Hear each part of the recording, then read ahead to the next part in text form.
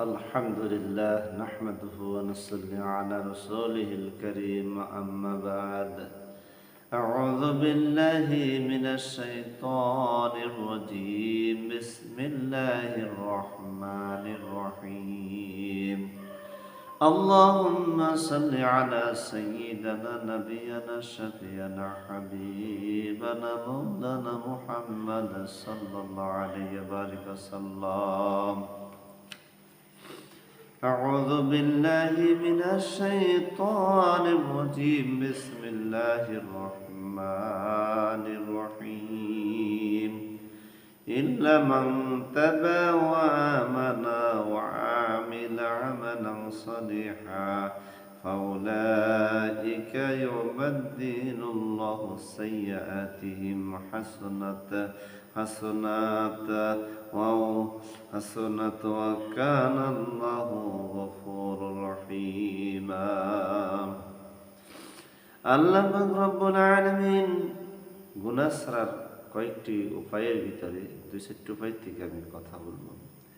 আল্লাহ রাব্বুল আলামিন বলেন ইল্লা মান তাবা ওয়া আমানা ওয়া আমালা সালিহা ফাউলাইকা ইউবাদদিলুল্লাহু সাইয়্যাতিহিম হাসানাতা ওয়া কানা আল্লাহু গফুরুর রহিমা। আল্লাহ রাব্বুল আলামিন যারা তওবা করবে, যে আল্লাহর দিকে যারা ফিরে আসবে, ঈমান আনবে, আল্লাহ পাক রব্বুল আলামিন বলছেন যারা আমল করবে, সৎকর্ম করবে, আমালান সলিহা, আল্লাহ পাক রব্বুল আলামিন বলেন ফাউলাইকা ইউবাদদিলুল্লাহু সাইয়্যাতিহিম হাসানাত, ভালো কর্ম করার কারণে মন্দ কর্মগুলো আল্লাহ মিটিয়ে দিয়ে নেকিতে পরিণত করে দেবেন। ওয়া কানা আল্লাহু গফুরুর রহিমা। আল্লাহ পাক রব্বুল আলামিন বলেন ওয়া কানা আল্লাহু গফুরুর রহিম, আমি তাদের প্রতি ক্ষমাশীল হয়ে যাব। আল্লাহ পাক রব্বুল আলামিন গুনাহ ছাড়ার 10টি উপায়ের ভিতরে একটি বিষয় থেকে আমি কথা বলতেছি। 1 নাম্বার হইল হিম্মত ও দৃঢ় সংকল্প থাকা, 2 নাম্বার হইল তওবা করা, 3 নাম্বার হইল গুনার পথগুলো বন্ধ করা। 3 নম্বর বিষয় থেকে আলোচনা করব যে গুনার পথগুলো কিভাবে বন্ধ করা যায়। হাদিসে রাসূলুল্লাহ সাল্লাল্লাহু আলাইহি সাল্লাম বলেছেন 6টি গুনাহ থেকে বেঁচে থাকলে বাকি গুনাহগুলো থেকে বেঁচে থাকা সহজ হয়। 4টি গুনাহ থেকে 4 নাম্বার হলো 6টি গুনাহ থেকে বেঁচে থাকলে বাকি গুনাহ থেকে বেঁচে থাকা যায়। তো আজকে জানবো 6টি গুনাহ কি কি, যে গুনাহগুলা থেকে মানুষ যদি আমল করে, এই গুনাহ থেকে সে ফিরে আসে, তো আল্লাহ পাক রব্বুল আলামিন বাকি যে সমস্ত গুনাহগুলো আছে সেই গুনাহগুলা থেকে বেঁচে থাকা সহজ হয়ে যায়। আজকে জানবো সেই 6টি গুনাহ। তার 1 নাম্বার হইল গীবত ও পরনিন্দা করা, 2 নাম্বার হইল জুলুম করা, 3 নাম্বার হইল অহংকার করা, 4 নাম্বারে রাগ ও ক্রোধ থাকা, তারপর 5 নাম্বার হইল যেসব নারী যাদের সাথে দেখা হারাম তাদের সাথে কি করা, তাদের পরস্পরের সাথে দেখা করা হারাম। 6 নম্বর হলো স্পষ্ট হারাম ও গুনাহে ও সন্দেহযুক্ত খাবার থেকে বিরত থাকা। স্পষ্ট হারাম এবং সন্দেহযুক্ত খাবার হতে বিরত থাকা। সূরা মায়েদা 90 নম্বর আয়াত। তো আল্লাহ পাক রব্বুল আলামিন এই 6টি বিষয় থেকে ইনশাআল্লাহ কথা বলবো। 1 নম্বর হইল গুনার প্রথমটা হইল গীবত ও পরনিন্দা করা। আল্লাহ পাক রব্বুল আলামিন কোরআনুল কারীম সূরা হুমাযার ভিতরে আল্লাহ পাক রব্বুল আলামিন ওয়াইলুল লিকুল্লি হুমাযাতিন লুমাযা আল্লাযী জামআ মালাহু ওয়া আদ্দাদা। আল্লাহ পাক রব্বুল আলামিন বলেন হুমাযাা নামক জাহান্নামের জন্য 2টা শর্ত হইল। 1 নাম্বার হলো আগে পিছনে যে সমস্ত মানুষ পর গীবত ও শিকায়ত করে, পরচর্চা করে, ওয়াইলুল লিকুল্লি হুমাযাতিন লুমাযা, এই সূরা হুমাযার ভিতরে আছে 2টা শর্তের কারণে কি মানুষ জাহান্নামের হুতামা নামক জাহান্নামের আগুনে সে পতিত হবে। জাহান্নামের যে 7টি স্তর রয়েছে তার মধ্যে একটি স্তরের নাম হইল হোতামা নামক জাহান্নাম, সেই দরজা দিয়ে সে কী করবে? জাহান্নাম প্রবেশ করে। তার 1 নম্বর শর্ত হলো যে আগে পশ্চাতে মানুষের কী করবে? গীবত শিকায়ত করবে, পরনিন্দা করবে। এদের জন্য সুসংবাদ হলো তারা জাহান্নাম, হোতামা নামক জাহান্নামে থাকবে, লিলিত আগুন। ওয়ামা আদরাকা মা হুতামা নারুল্লাহিল মুকাদ্দা আল্লাতী তাত্তালিউ আলাল আফিদা ইন্নাহা আলাইহিম মুসাদ্দা ফি আমাদিন মুমাদ্দাদা। বলেছে প্রজ্বলিত আগুন তাদেরকে বেষ্টন করে ফেলবে। জাহান্নাম কত ভয়ানক শাস্তি, যেটাকে রাসূলুল্লাহ সাল্লাল্লাহু আলাইহি সাল্লাম বলেছেন যে দুনিয়ার তাপকে সেটাকে কত হাজার গুণ তাপ দেওয়া হবে।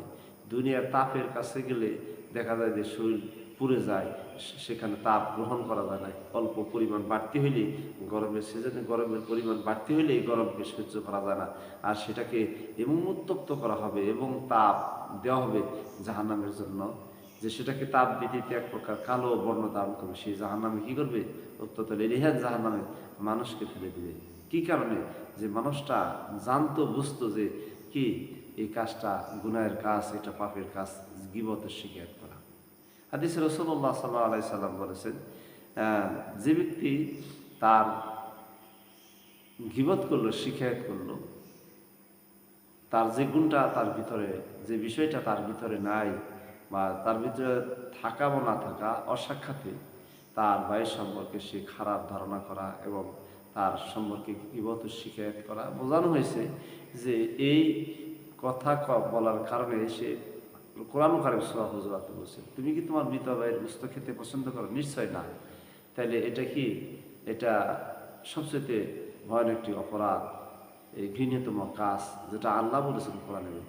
তাহলে গীবত শিকায়ত করা কি মৃত ভাইয়ের গোশত খাওয়ার সমান অপরাধ। তাহলে আমরা এই গীবত শিকায়ত দোকানপাট, বাজারঘাট, বিভিন্ন জায়গায় মহল্লে আমরা বসে দিনের পর দিন আমরা আড্ডায় মেতে থাকি, গীবত শিকায়ত করি। আমরা এই কাজ থেকে ইনশাআল্লাহ বেঁচে থাকবো। আর গীবত শিকায়ত হয় তখনই, সূরা বালাদের ভিতরে আসছে, মানুষ যখন ইবাদতের ভিতরে থাকবে, কাজের ভিতরে থাকবে, তখন গীবত আর শিকায়ত হবে না। মানুষ যদি পরিশ্রম করে, সারাদিন কাজকর্ম করে, ইবাদত করে, তাহলে ওই মানুষটা তার আর একটা মানুষের সাথে সংস্পর্শ হবে না। কাজের কর্মের মাধ্যমে থাকার কারণে তার থেকে গীবতের শিকায়ত দূরে যাবে। এই জন্য আমাদের করণীয় কাজ হলো আমরা কর্মটাকে বেছে নেব, ইবাদতের পাশাপাশি আমরা কাজকর্ম বেশি নেব। এই জন্য বেশি বেশি আমরা কী করবো?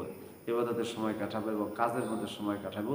আমরা দোকানপাট, বাজারঘাটে বিভিন্ন সময় বিভিন্ন জায়গায় বসে আমরা আড্ডায় মেতে উঠি, বিভিন্ন জায়গায় তাস খেলার মধ্যে মেতে উঠে অনেকে।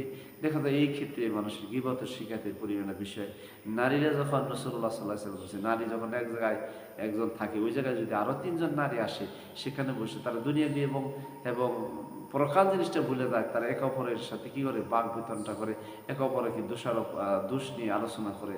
এই কারণে এই কারণে নারীরাও হবে কি এই ক্ষেত্রে সবচেয়ে জাহান্নাম বেশি।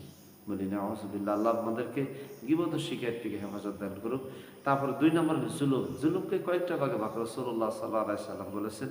জুলুমের এক প্রকার হলো আল্লাহর সাথে নাফরমানি করা, জুলুম করা। 2 নম্বর হয় ইবাদতে জুলুম করা। 3 নম্বর হলো মানুষের সাথে মানুষ জুলুম করা। বিভিন্ন ক্ষেত্রে বোঝানো হয়েছে। রাসূলুল্লাহ সাল্লাল্লাহু আলাইহি সাল্লাম বলেছেন যে জুলুমের 3টা ভাগের একটা হলো আল্লাহর সাথে জুলুম করা। কীরকম? সূরাতুল জুমারের 65 নম্বর আয়াতে আল্লাহ পাক রব্বুল আলামিন বলেছেন, হে নবী, আপনাকে আমি পাঠাইছি দুনিয়াতে, ওহী সহ আমি আপনাকে বাণী পাঠাইছি। তো আপনি যদি শিরক করেন, তাহলে আপনার সমস্ত এই জীবনের সমস্ত আমল কী হবে? বরবাদ হয়ে যাবে। নবীকে জানিয়েছে আপনি যদি শিরক করেন, এ নবী আপনাকে ওহী মারফত, জিবরাইলের মারফত আপনার কাছে বাণী পৌঁছানো হয়েছে, বোঝার পরেও যদি আপনি কী করেন? আল্লাহর সাথে শরীক স্থাপন করেন, তাহলে আপনার জীবনের সময় কী হবে? আমল বিনষ্ট হয়ে যাবে, নষ্ট হয়ে যাবে। তা আল্লাহ পাক রব্বুল আলামিন নবীকে যদি এই কথা বলতে পারেন যে দুনিয়ার মধ্যে যে নবী, আখিরাতের নবী, কিয়ামতে হাশর ময়দানে বিচারের দিনে যে নবী আমার আপনার সুপারিশকারী নবী রাসূলুল্লাহ সাল্লাল্লাহু আলাইহি সাল্লাম, সেই নবীকে যদি আল্লাহ পাক রব্বুল আলামিন এই কথা বলে থাকে, নবী আপনি যদি আল্লাহর সাথে শিরক করেন, তাহলে শিরকের কারণে আপনার সমুদয় আমল কী হবে? নষ্ট হয়ে যাবে। তাহলে আমরা যারা আল্লাহকে বাদ দিয়ে, যারা আমরাকে আল্লাহর মনোনীত দিনকে বাদ দিয়ে, দিন না বোঝার কারণে আমরা আল্লাহর দিন থেকে সরে গিয়ে আমরা করি ইসলামের ভিতরে করেছি। আল্লাহ দিন কাফারা সাদ্দু আন সাবিলিল্লাহ আদাল্লাহু আমালাহুম। আল্লাহ সূরা মুহাম্মদের ভিতরে বলছে যারা কি দিন থেকে সরে গেল এবং কুফরি করলো, নিশ্চয়ই তাদের সমস্ত আমলগুলো কি হলো, নষ্ট হয়ে গেল। সেক্ষেত্রে আমরা আল্লাহর যে জুলুম, আল্লাহর সাথে যে জুলুম, সেই জুলুম থেকে আমরা ফিরে আসবো। আমরা সাবকার কাছে আল্লাহ রাব্বুল আলামিন বলেছেন ইহদিনাস সিরাতাল মুস্তাকিম। আল্লাহ বলেছেন মানুষকে আমি সোজা পথে চালাই। ইহদিনাস সিরাতাল মুস্তাকিম, তুমি সঠিক পথে অবলম্বন করো। তুমি সঠিক পথ থেকে সরে গিয়ে যখন বাঁকা পথ অনুসরণ করবে, নিশ্চয়ই সে পথটা আল্লাহর পথ না, সে পথে কি হবে, বিপদ হবে, মুসিবত হবে। আল্লাহ রাব্বুল আলামিন কোরআন সূরা ফাতিহার ভিতরে বলেছেন ইয়াকা না'বুদু ওয়া ইয়াকা নাস্তাঈন। ইবাদত করব আল্লাহর, সাহায্য চাবো কার কাছে, আল্লাহর কাছে। আমি নামাজের ভিতরে আল্লাহর কাছে সাহায্য চাইতেছি, নামাজের ভিতরে প্রার্থনা করতেছি, আল্লাহ তুমি আমাকে রিজিক দাও, আল্লাহ খায়রুর রাজিকিন। আল্লাহ তুমি আমাকে বাঁচাও, হে আল্লাহ তুমি বিপদ থেকে আমাকে উদ্ধার করো, হে আল্লাহ মুসিবত থেকে আমাকে উদ্ধার করো, হে আল্লাহ তুমি আমার যখন বিবি অসুস্থ থাকে, আমার মা যখন অসুস্থ থাকে, তখন আমি আল্লাহর কাছে দোয়া করি, আল্লাহ তুমি আমার স্ত্রীকে সুস্থ দান করো, আমার মাকে সুস্থ দান করো। সাবকার কাছে, আল্লাহর কাছে কোনো পীর বা মাজারে গিয়ে চাইলে সেটা শিরকের অন্তর্ভুক্ত হবে, যার কারণে কি হবে, গুনাহ হবে। আর ওই শিরক নিয়ে যদি আপনি মারা যান তাহলে আপনি জাহান্নামী হবেন। এই জন্য শিরক মুক্ত ইবাদত করতে হবে, যে ইবাদতটার ভিতরে কি শিরক থাকবে না, সে ইবাদতটাই হবে আপনার সঠিক এবং আল্লাহর কাছে গ্রহণযোগ্য ইবাদত। আল্লাহ আমাদেরকে এই জুলুমের যে প্রকারটা আমি বললাম, আল্লাহ আমাদের এই জাতীয় জুলুম থেকে আল্লাহ আমাদেরকে হেফাজত দান করুক, যে আমরা যখন বিপদে পড়বো, মুসিবতে পড়বো, তখন আল্লাহর কাছে আমরা সাহায্য, যে আল্লাহ আমাদেরকে কি করতে পারবে, আমাদেরকে সাহায্য করতে পারবে। আল্লাহ বলছেন কোরআনুল কারীম সূরা মুলকের ভিতরে আল্লাযী খালাকাল মাউতা ওয়াল হায়াতা লিয়াবলুয়াকুম আইয়ুকুম আহসানু আমালা। আল্লাহ আমাদেরকে হায়াতে মৌত সৃষ্টি করছেন, কর্মীকে উত্তম। নিশ্চয়ই আল্লাহ আমাদের প্রতি কি ক্ষমাশীল। আল্লাহ আমাদেরকে সঠিক বুঝদান করুক। 3 নম্বর হলো অহংকার করা। 3 নম্বর অহংকার করা। আজকে অহংকারে মানুষের অন্তর দিল ভরে গেছে। মানুষের কি হয়েছে, অহংকারে দিল ভরে গেছে। সূরা আনাম 120 নম্বর আয়াতে আল্লাহ বলেছে গুনাহ হইল 2 প্রকার। এক প্রকার গুনাহ হইল মানুষের দেখা যায় প্রকাশ্য গুনাহ, আর হলো গোপন গুনাহ। গোপন গুণের ভিতরে হলো হিংসা বা অহংকার করা। হাদিসে রাসূলুল্লাহ সাল্লাল্লাহু আলাইহি সাল্লাম বলেছেন যার ভিতরে তিল পরিমাণ অহংকার থাকবে, তার ইবাদত আল্লাহর কাছে কবুল হবে না। অহংকার মুক্ত ইবাদত করতে হবে। কি করতে হবে, অহংকার নিয়ে চলা যাবে না। প্রতিবেশীর সাথে ভালো ব্যবহার করতে হবে, মানুষের সাথে ভালো ব্যবহার করতে হবে। সকল মানুষের সাথে কি করতে হবে, অহংকার নিয়ে চলা যাবে না, দাম্ভিকতা নিয়ে চলা যাবে না। হযরত লুকমান আলাইহিস সালাম তার সন্তানকে উপদেশ দিতে গিয়ে বলেছিলেন, হে আমার ছেলে, মানুষের সাথে যখন চলবা নম্র সভ্যভাবে চলবা, কখনো দাম্ভিকতার সাথে চলবে না, অহংকার নিয়ে চলবে না। হযরত লুকমান আলাইহিস সালাম সূরা লুকমানের ভিতরে তার সন্তানকে এই উপদেশ দিয়েছে। এই জন্য আমরা সর্বসময় চেষ্টা ফিকির করব, মানুষের সাথে ভালো ব্যবহার করব, এবং আমাদের প্রত্যেক পরিবেশের সাথে আমরা সন্তানের সাথে ভালো ব্যবহার করব।